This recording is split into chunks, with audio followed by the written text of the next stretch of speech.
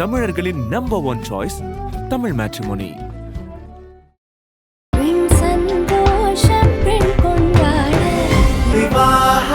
மணப்பெண்ணின் பிரத்யேகமான திருமணம் விவாஹா தி சென்னை சில்க்ஸ். தெய்வத்தின் அருள் இப்போது உங்கள் கையில். 100% தூய்மையான சில்வர் காயின் உங்கள் இஷ்ட தெய்வத்தின் அழகான உருவத்துடன் உடனே ஆர்டர் செய்ய நிபுராவை அணுகுங்கள்.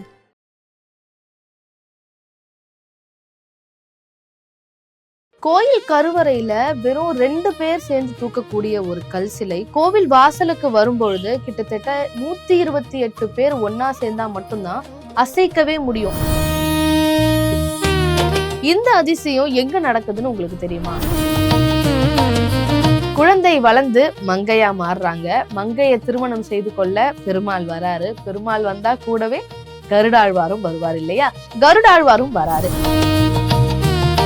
அன்னப்பறவையில தாயார் அழகா போக பின்னாடியே பெருமாள் வந்து அழகா அசைஞ்சிட்டே கருடாழ்வார் மேல போவாரு. கருடாழ்வார பெருமாள் கூப்பிடுறாரு. அப்படி கருடாழ்வார் வரும் பொழுது குறுக்க மறிச்ச வஞ்சிரவள்ளி தாயார் என்ன சொல்றாங்க அப்படின்னு பாத்தீங்கன்னா, உங்களுக்கு வாகனமா இருக்கிறது கருடன், நீங்க ரொம்ப வேகமா போயிடுவீங்க. ஆனா எனக்கு இருக்கிறது அன்னப்பறவை தானே, என்னால அவ்வளவு வேகமா போக முடியாது. கோயில் கருவறையில வெறும் 2 பேர் சேர்ந்து தூக்கக்கூடிய ஒரு கல் சிலை கோவில் வாசலுக்கு வரும்பொழுது கிட்டத்தட்ட 128 பேர் ஒன்னா சேர்ந்தா மட்டும்தான் அசைக்கவே முடியும். அந்த அளவுக்கு வெயிட் கூடுது. இந்த அதிசயம் எங்க நடக்குதுன்னு உங்களுக்கு தெரியுமா? ஆதன் ஆன்மீகம் நேயர்களுக்கு வணக்கம். நான் உங்கள் தமிழ். இந்த பதிவு மூலமா அதிசயங்கள் நடக்கக்கூடிய பல கோவில்களை பார்க்க போறோம். அந்த வரிசையில இன்னைக்கு நாம முதல்ல பார்க்கக்கூடிய கோவில் என்ன அப்படின்னு பாத்தீங்கன்னா, ஒரு கல் சிலை இன்னைக்கும் எடை ஏறிட்டே போகிற அதிசயத்தை தான் பார்க்க போறோம். கருவறையில இருக்கக்கூடிய ஒரு கல்லை நாம கடவுளா பார்க்கும் பொழுது அதோட மகத்துவம் புரியும்.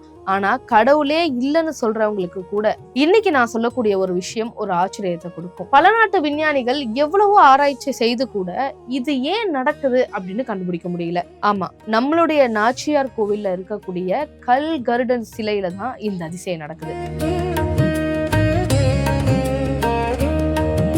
இந்த கல்கருடன் சிலைக்கு எடை கூடுறது மட்டும் இல்லாம ஒரு உயிருள்ள மனிதனுக்கு எப்படி வியர்க்குமோ அதே போல உற்சவ காலங்கள்ல இந்த கல்கருடன் சிலைக்கு வியர்க்குமா. நாச்சியார் கோவில் அப்படின்னு சொல்லும் பொழுதே உங்க எல்லாருக்குமே தெரிஞ்சிருக்கணும், இங்க என்னதான் மூலவர் சீனிவாச பெருமாளா இருந்தாலுமே வஞ்சுலவள்ளி தாயாருக்கு தான் பவர் அதிகம்.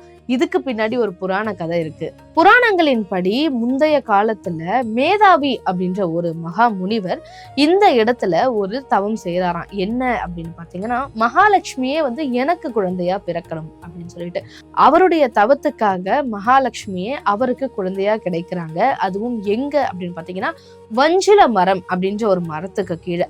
வஞ்சில மரத்துக்கு கீழே இவங்க கிடைச்சதால இவங்களுக்கு வஞ்சுலவள்ளி அப்படின்னு பெயர் வைக்கிறாங்க. குழந்தை வளர்ந்து மங்கையா மாறுறாங்க. மங்கைய திருமணம் செய்து கொள்ள பெருமாள் வராரு. பெருமாள் வந்தா கூடவே கருடாழ்வாரும் வருவார் இல்லையா? கருடாழ்வாரும் வராரு. மேதாவி முனிவர் கிட்ட பெருமாள் போயிட்டு வஞ்சுலவள்ளி தாயார எனக்கு மனம் செஞ்சு கொடுங்க அப்படின்னு கேட்கிறாரு. அதுக்கு மேதாவி சித்தர் ஒரு ரூல் ஒண்ணு போடுறாரு. என்ன அப்படின்னு பாத்தீங்கன்னா, என்னுடைய பெண்ணுக்கு தான் முதல் உரிமை, திருமணம் ஆன பிறகுமே இதுதான் நடக்கணும் அப்படின்னு கேக்குறாங்க. பெருமாளும் தாயார கல்யாணம் செய்துக்கணும் அப்படின்றதுக்காக ஆகட்டும் அப்படின்னு ஒத்துக்கிறாரு. திருமணம் நல்லபடியா நடக்குது.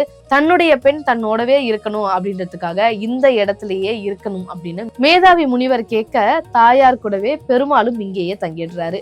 கருடனும் கூட தங்கிடுறாரு. நாட்கள் செல்லுது. உற்சவ காலம் வருது. உற்சவ காலம் வரும் பொழுது கருடாழ்வார பெருமாள் கூப்பிடுறாரு. அப்படி கருடாழ்வார் வரும் பொழுது குறுக்க மறிச்ச வஞ்சிரவள்ளி தாயார் என்ன சொல்றாங்க அப்படின்னு பாத்தீங்கன்னா, உங்களுக்கு வாகனமா இருக்கிறது கருடன், நீங்க ரொம்ப வேகமா போயிடுவீங்க. ஆனா எனக்கு இருக்கிறது அன்னப்பறவை தானே, என்னால அவ்வளவு வேகமா போக முடியாது. ஒரே வீதி உலால நீங்களும் நானும் தனித்தனியா போறது சரியில்லை. அதனால எங்க அப்பாக்கு கொடுத்த வாக்கு போலவே என் கூடவே இருக்கணும், எனக்கு பின்னாடி இருக்கணும், எனக்கு தான் முன்னுரிமை கிடைக்கணும் அப்படின்னு வஞ்சுலவள்ளி தாயார் ஸ்ரீனிவாச பெருமாள்கிட்ட கேக்குறாங்க. பெருமாளும் அப்படியே ஆகட்டும் அப்படின்னு சொல்லிட்டாரு. இதுல பெருமாளுக்கு என்னங்க கஷ்டம்? பெருமாளை சுமந்து கொண்டு போற கருடாழ்வாருக்கு தான் கஷ்டம். கருடாழ்வார் ரொம்ப வேகத்தோட போறவரு. அவர் அன்னம் பின்னாடி பொறுமையா போகணும்னு சொன்னா போக முடியுமா? முடியாதுல்ல. கருடாழ்வார் ரொம்ப யோசிக்கிறாரு, என்ன செய்யறதுன்னு தெரியாம. இந்த பிரச்சனைக்கு ஒரு தீர்வு கொடுக்கணும் அப்படின்னு சொல்லிட்டு கருடாழ்வார் ஒரு யோசனை செய்யறாரு. தன்னுடைய பாரத்தை தானே அதிகரிச்சுக்கிட்டோம் அப்படின்னா வேகமா பறக்க முடியாது அப்படின்னு சொல்லிட்டு தன்னுடைய பாரத்தை அதிகரிச்சுக்கிறாரு. அதுக்கப்புறம் வீதி விழா நடக்குது. அன்னப்பறவையில தாயார் அழகா போக பின்னாடியே பெருமாள் வந்து அழகா அசைஞ்சிட்டே கருடாழ்வார் மேல போவாரு. இந்த ஒரு அழகான காட்சி இன்னைக்கும் கும்பகோணம் நாச்சியார் கோவில்ல நடக்குது. புராண கதையில எப்படி தன்னுடைய பாரத்தை கருடாழ்வார் அதிகமாக்கிக்கிட்டாரோ அதே போலதான் இன்னைக்கும் நடக்குது. எல்லா வருடமும் மார்கழி முடிஞ்சு வரக்கூடிய உற்சவ காலங்கள்ல பெருமாளும் தாயாரும் வீதி உலா வருவாங்க. அப்படி வீதி உலா வரும் பொழுது கருவறையில வெறும் 2 பேர் மட்டுமே தூக்கக்கூடிய எடை அளவு இருக்கக்கூடிய கருடாழ்வாருடைய சிலை கோவிலை விட்டு வெளியே வர அதாவது வாசலுக்கு வரும் பொழுதே கிட்டத்தட்ட 128 பேர் ஒன்னா சேர்ந்து தூக்குற அளவுக்கு எடை கூடிடுமா. இந்த எடை எவ்வளவு கனமானது அப்படின்னு சொல்லிட்டு அந்த சிலைய தோள்கள்ல தாங்கக்கூடியவங்க முகத்திலேயே நம்மளால பார்க்க முடியும். அதிக எடை இருக்கிற கருடாழ்வார் சிலைய தூக்குறவங்களுக்கு வியர்க்கும், சரி. ஆனா தன்னுடைய பாரத்தை அதிகரிச்சுக்கிற கருடாழ்வார்க்கே இங்க வியர்க்குது. இந்த அதிசயமும் இன்னைக்கும் நடக்குது. எப்படி கல்கருடன் சிலை வெளியே வரும் பொழுது 4, 8, 16 அப்படின்னு 128 பேர் ஒன்னா சேர்ற அளவுக்கு வெயிட் கூடுதோ அதே போல மறுபடியும் கருவறைக்குள்ள வரும் பொழுது பாத்தீங்கன்னா படிப்படியா குறைஞ்சு, அதாவது 16, 8, 4 இந்த ரேஷியோல ஆட்கள் குறைஞ்சு வெறும் 4 பேரை சேர்ந்துதான் சிலைய கருவறையில மீண்டும் வைக்கிறாங்க. இது ஏன் இப்படி நடக்குது அப்படின்னு இன்னைக்கு வரைக்குமே எந்த சயின்டிஸ்டாலையுமே பதில் கண்டுபிடிக்க முடியல. ஆனா இதுக்கு ஆன்மீகத்துல பதில் இருக்கு. அந்த பதில் என்ன அப்படின்னா அதுதான் கருடாழ்வார் தாயார் மேல வச்சிருக்கக்கூடிய மரியாதை. இதே கோவில்ல தான் மேதாவி முனிவர் தனக்கு கிடைச்ச சக்கர தாழ்வாரையும் யோக நரசிம்மரையும் பிரதிஷ்டை செய்திருக்காரு. பொதுவாவே மற்ற கோவில்கள்ல பாத்தீங்க அப்படின்னா இறைவனை தூக்கக்கூடிய வாகனமானது மரத்தால் ஆனதா இருக்கும். ஆனா இந்த கோவில்ல கல் சிலையா, அதுவும் திடமான கல் சிலையா இருக்கு. நான் முன்னவே சொன்னது போல மார்கழி மாதம் உற்சவ புறப்பாடுக்கு மட்டும் இல்லாம கல்கருடன் சேவைக்கும் உற்சவ புறப்பாடுகளுக்கு கூட இந்த கல்கருடன் மேலதான் ஸ்ரீனிவாச பெருமாள் ஊர்வலம் வராரு. இந்த கோவில் 108 திவ்ய தேசங்கள்ல ஒண்ணு. இப்ப நான் சொன்ன எதுவுமே வெறும் கதை மட்டும் கிடையாது. நீங்க இந்த கோவிலுக்கு இன்னைக்கு போனாலுமே இந்த அதிசயங்கள் எல்லாத்தையுமே உங்க கண்ணாலேயே பார்க்க முடியும். தொடர்ந்து இது போல பல அதிசயம் நிறைந்த கோவில்களையும் ஆன்மீக சிந்தனைகளையும் உங்ககிட்ட கொண்டு வர ஒரு சிறிய முயற்சி தான் இது. நன்றி.